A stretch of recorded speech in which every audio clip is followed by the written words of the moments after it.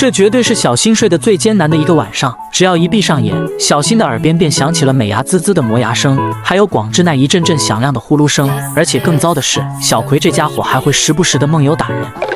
可他们这样还睡得着啊？这天中午，玩耍中的小新听到了美伢呼唤自己的声音。从美伢的语气中，小新察觉到这家伙肯定是要让自己帮他去跑腿买东西。等美伢来到客厅时，小新已经消失得无影无踪了。看到庭院的玻璃门被打开了，美伢以为小新已经溜走了，于是只好自己出门去买东西。但他不知道的是，此时的小新正躲在晒好的衣服里。有太阳公公的味道。由于今天睡了一下午，小新到了晚上睡觉时间显得格外的精神。见到小新这么晚还没睡，美伢便让他赶紧去睡觉，不然明天上学又要迟到了。可现在的小新根本就睡不着。